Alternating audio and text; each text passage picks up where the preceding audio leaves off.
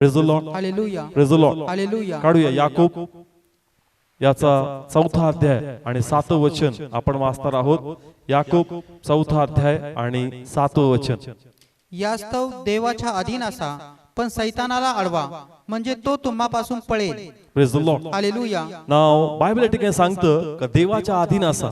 कोणाच्या अधीन असा? देवाच्या अधीन. देवाच्या अधीन असा, परंतु तुम्ही कोणाला अडवा? सैतानाला अडवा. सैतानाला अडवा. कोणाला अडवा? सैतानाला. कारण तो आमचा विश्वास चोरतो, तो आम्हाला निराश करतो, तो आमच्या मनामध्ये भ्रांती उत्पन्न करतो आणि कसं ना कसं आमच्यातला विश्वास तो गायब करतो. आणि बायबल तर सांगतं विश्वास ठेवशील तर देवाचा काय पाहशील? गौरव पाशील. म्हणजे आता आपण ज्या स्टेज मध्ये आहोत, विश्वासाशिवाय आमच्या जीवनामध्ये कार्य होणार नाही. म्हणून हा विश्वास असेल तर देवाचा गौरव होईल. विश्वास सैतान चोरणार, मनात भ्रांती उत्पन्न करणार, मनात शंका उत्पन्न करणार. परंतु आपण आपला विश्वास कसा टिकवायचा, नकारात्मक अवस्थेमध्ये कसं विश्वासामध्ये उभं राहायचं, हे सर्व आपण दाविदाच्या स्तोत्रामधून शिकणार आहोत. Praise the Lord, hallelujah, praise the Lord, hallelujah. 23 स्तोत्र मी पुन्हा सांगल कोणत्या अवस्थेमध्ये लिहिलं होतं. आपण 23 स्तोत्र वाचत आहोत, पण ते कोणत्या अवस्थेमध्ये लिहिलं होतं? ज्या वेळेस दावीद आणि दावीदचा मुलगा अबशलोम या दोघांमध्ये भांडण होतं. काय होतं? भांडण होतं. हे भांडण कशासाठी चाललं होतं?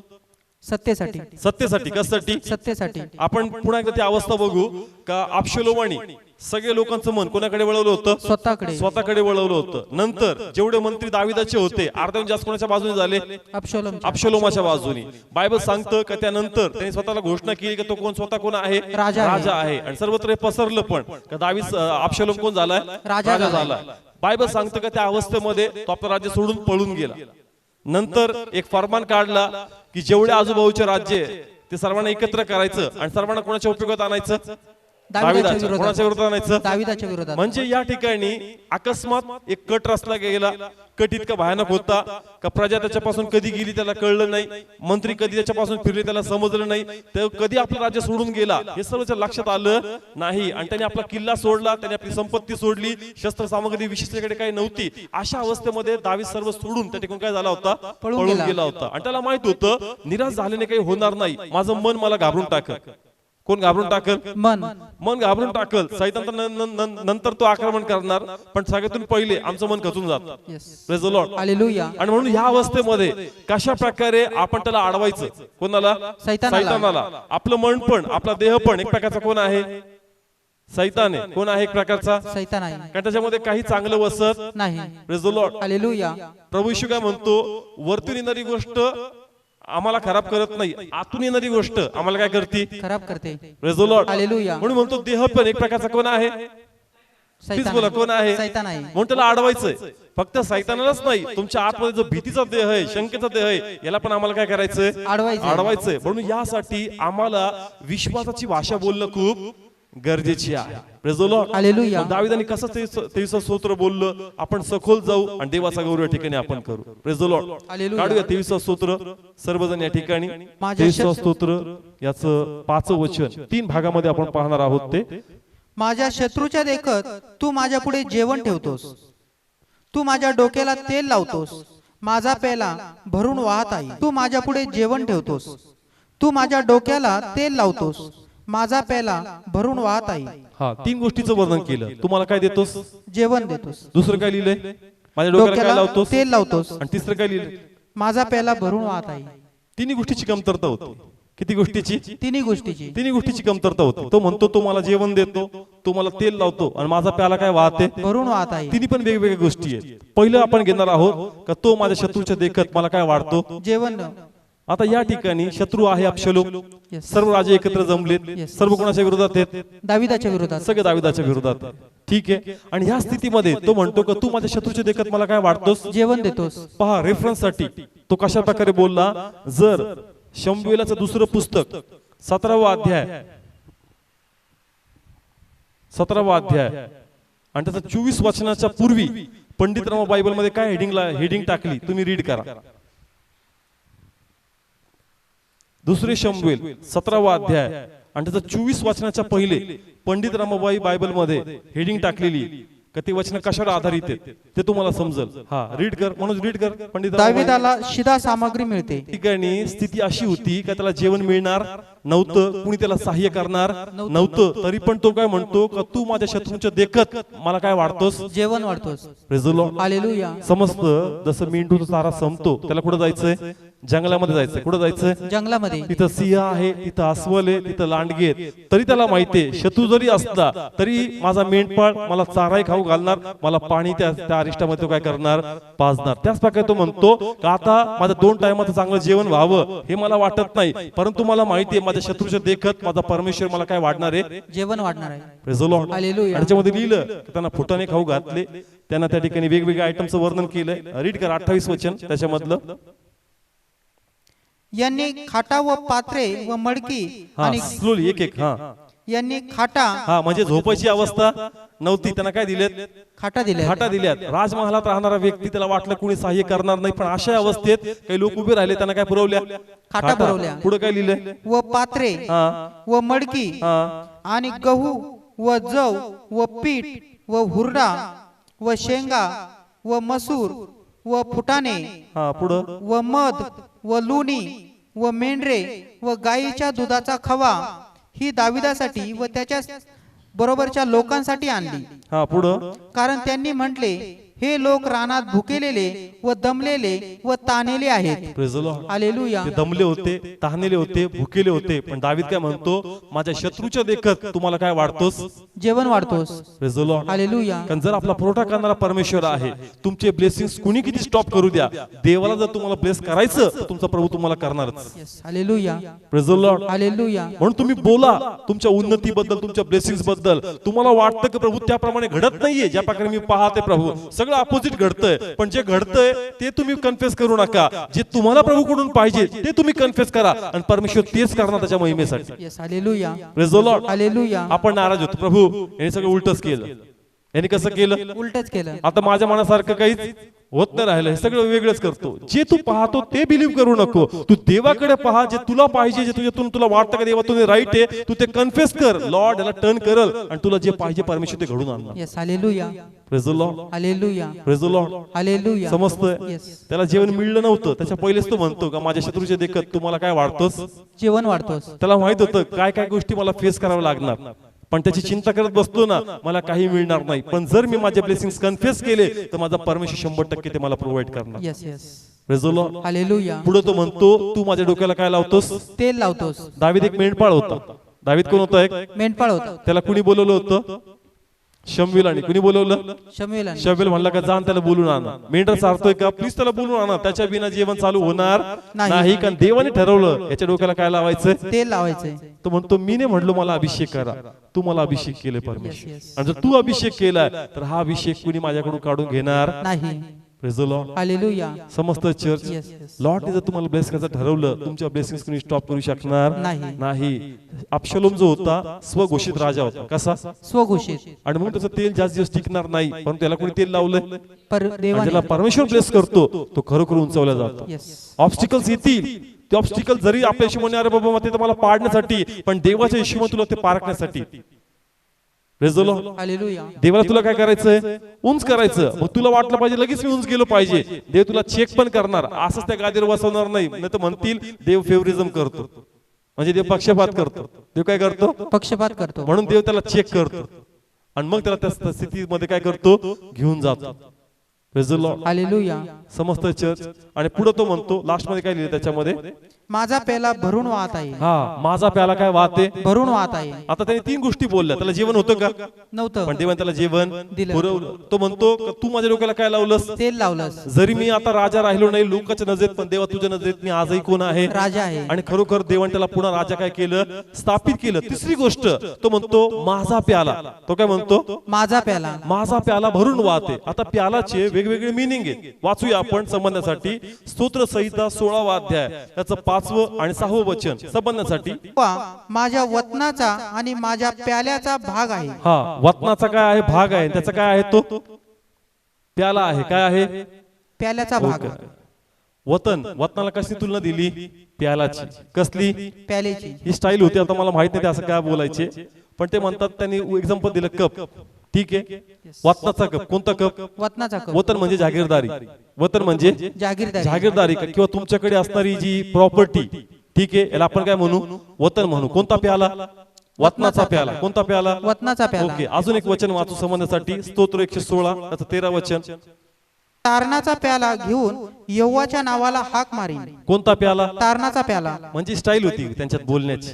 वतनाचा प्याला, तारणाचा प्याला. तारणाचा प्याला. अजून असे प्याले तुम्हाला सापडतील. जसं प्रभू म्हणतो ना, होईल तर हा प्याला माझ्यापासून काय कर? टळू दे. तिथे कोणतं पाणी पित होता प्रभू येशू ख्रिस्त? पण तो त्या स्थितीबद्दल बोलला. कशाबद्दल? स्थितीबद्दल. वचन काय सांगतं कळतंय का? प्यालाचे वेगवेगळे मिनिंग आहेत. कधी कोण कोणत्या कॉन्टेक्स्ट मध्ये बोलला ते आपल्याला समजलं पाहिजे. तारणाचा पण प्याला आहे, परीक्षेचा पण प्याला आहे, आणि वतनाचा पण काय आहे? प्याला आहे. येशूची पण त्या स्तंभ एकच्या प्यालात पडतंय. माझ्या प्याल्यामध्ये. नाही कळलं अजून? समजलं का? हाड चाललंय. माझा प्याला भरून भरून वाहते. जरी माझ्या हातातून सर्व निसटलंय, पण मला माहिती देणारा कोण आहे? परमेश्वर आहे. प्लीज बोला, देणारा कोण आहे? परमेश्वर आहे. प्याला कोणाच्या हातात आहे? यहोवाच्या ही जागीरदारी मी नव्हती मिळवली, ही तू दिली होती परमेश्वर. Yes. आणि जरी तू दिली तर माझा प्याला आजही भरून वाहणार, कारण देणारा आजही परमेश्वर तूच आहे. हालेलुया. Praise the Lord. समस्त चर्च, माझा प्याला भरून भरून वाहते, कारण देणारा अबशालोम नाही माझ्या परमेश्वरा, देणारा देव तू आहेस. Hallelujah. Praise the Lord. Hallelujah. म्हणून तुम्ही पण या प्रकारे कन्फेस करा का तुमचा पुरवठा करणारा कोण आहे? परमेश्वर आहे. आणि जर प्रभू तुमचा पुरवठा करतो, त्याच्यामध्ये कधी खंड पाडणार नाही, कारण देवाची ब्लेसिंग त्याच्यामध्ये कधी आटत आणि संपत नाही. Praise the Lord. Hallelujah. Please बोला, कळलं काय? रेव्हलेशन हाड गेलं. समजलं. माझा प्याला भरून वाहत आहे. म्हणजे जागीरदारी गेली. मी काटा नाहीत, झोपायला काही नाही येत, काटा नाही. झोपायला काटा नाहीत, खायला काही नाही, तंबू मध्ये राहतोय, सगळं गेलं. लोक म्हणत असतील हे राज्य गेलं बरं का तुझ्या हातातून, ते राज्य गेलं बरं का. लोक बंड करायला लागले, तो म्हणणार सगळं संपून जाईल. हे परमेश्वर माझा प्याला भरून वाहते. Hallelujah. Praise the Lord. Hallelujah. जे गेलं प्रभू दुप्पटी तू परत मिळून देणारा परमेश्वर आहे. Praise the Lord. हालेलुया. या प्रकारे ज्या प्रकारे दावीद कन्फेस करत होता, आज ते कन्फेशन करण्याची ताकद आमच्यामध्ये आली पाहिजे, आणि त्यासाठी तेवढं वचन आमच्यात कार्यरत असावं म्हणून आपण प्रार्थना केली पाहिजे church. Praise the Lord. Hallelujah. Last वचन घेऊ त्याच्यामधलं आपण. खचित झालं?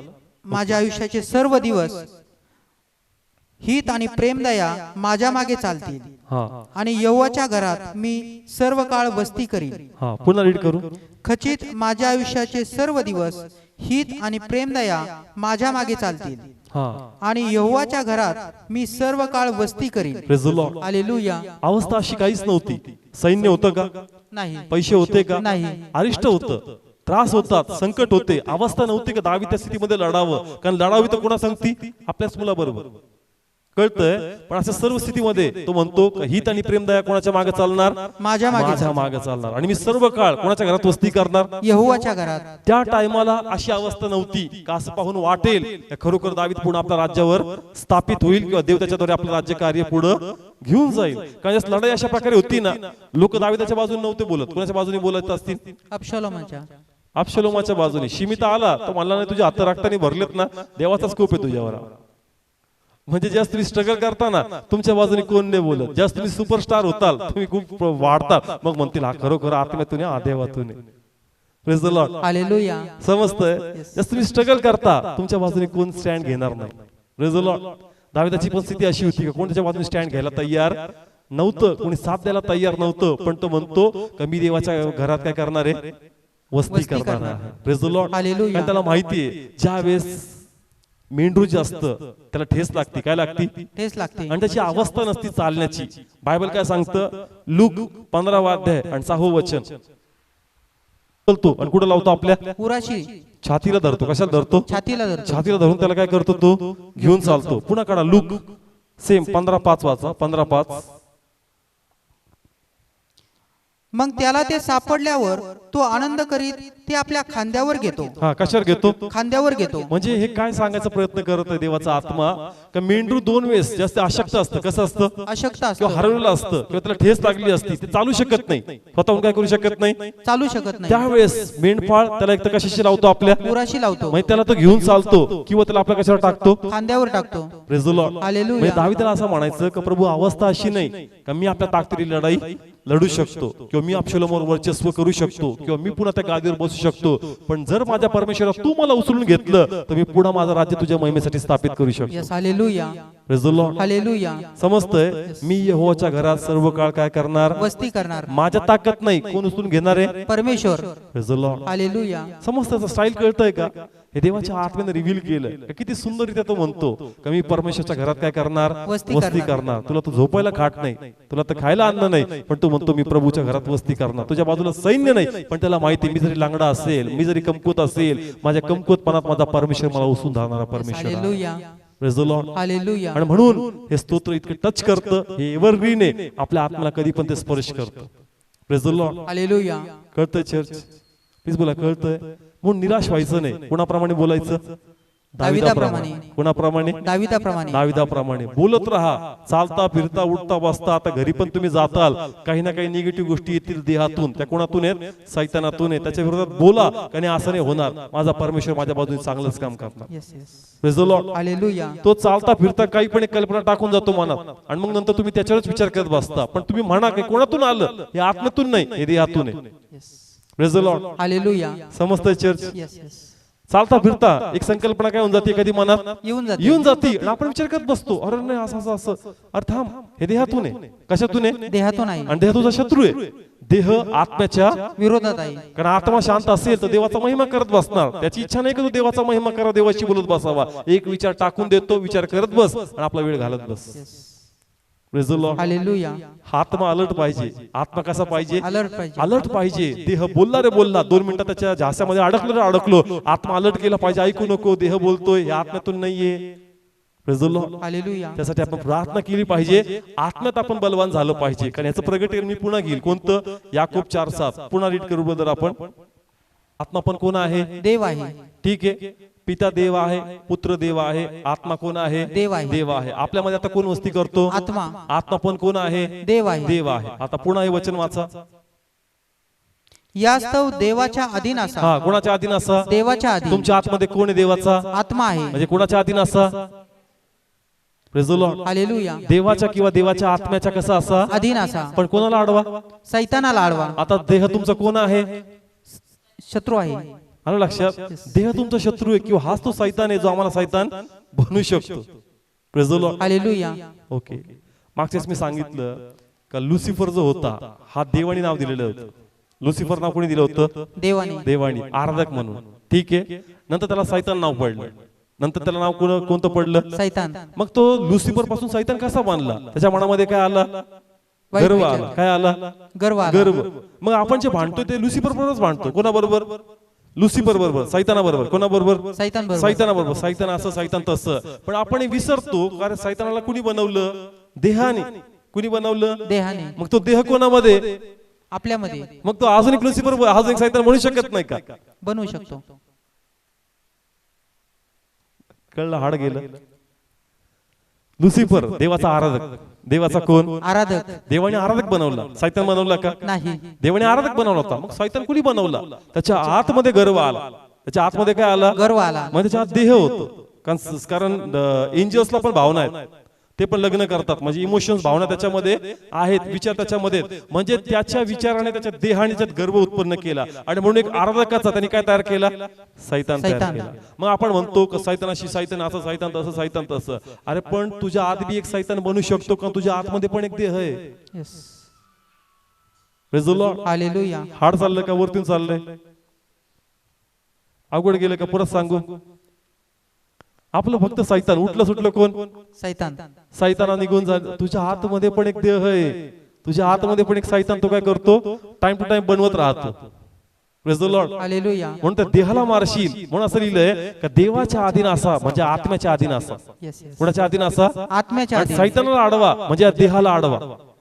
Praise the Lord. हालेलुया. आणि हा देह काही ना काही बोलतो आणि तुमचा विश्वास चोरून नेतो. Yes yes. Praise the Lord. Hallelujah. समजलं चर्च? हा एक टॉपिक सेपरेट आहे, खूप सुंदर आहे, पण आजचं वचन तुम्हाला समजलं? प्लीज बोला समजलं? Yes. हे भरपूर एलिब्रेट करण्यासारखं आहे, पण थोडंसं बायबल वाचलं पाहिजे, मग मजा येते सांगायला. Praise the Lord. Hallelujah. Please तुमचं पर्सनल बायबल रिडिंग चालू असू द्या. बायबल वाचणं कधीच व्यर्थ जात नाही. बरोबर त्याचे उलगडे आम्हाला टाइम टू टाइम काय करतात?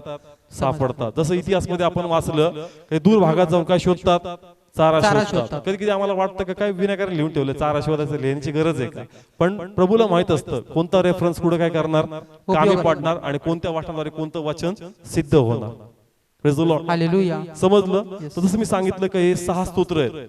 पहिले 3 मध्ये तो स्वतःशी कोणाशी बोलतो, सैतानाशी. कोणाशी? सैतानाशी. सैतानाशी. मग जसं दुसरं चौथं स्तोत्र आहे की मी मृत्यू छायाच्या खोरीतून चाललो असलो तर मी कोणत्या अरिष्टाला भिणार नाही, कारण तू माझ्या संगती, तू माझ्या संगती आहे. म्हणजे कोणाशी बोलतोय आता? देवाशी बोलतोय. देवाशी बोलतोय. आणि तू माझ्या शत्रूच्या देखत मला काय वाढतोस, जीवन वाढतोस. हे पण कोणाशी बोलतोय? देवाशी. देवाशी. म्हणजे चौथं आणि 5वं हे कोणाशी बोलतोय? देवाशी बोलतोय. देवाचं. आणि 6वं वचन पुन्हा सामर्थ्याची घोषणा करतोय आपल्या मनात की मी अरण्यात मरणार नाही, माझा परमेश्वर पुन्हा यरूशलेम मध्ये मला घेऊन जाणार. Yes. Hallelujah. Praise the Lord. Hallelujah. 6 स्तोत्र आहेत. पहिलं, दुसरं आणि तिसरं स्वतःशी कोणाशी बोलतोय? सैतानाशी. चौथं आणि 5वं कोणाशी बोलतोय? देवाशी बोलतोय. देवाशी. आणि 6वं स्तोत्र पुन्हा कोणाशी बोलतोय? स्वतःशीच बोलतोय. Praise the Lord. हालेलुया. या प्रकारे स्तोत्र आहेत आणि देवाच्या आत्म्याद्वारे आपण प्रार्थना करा, म्हणजे ते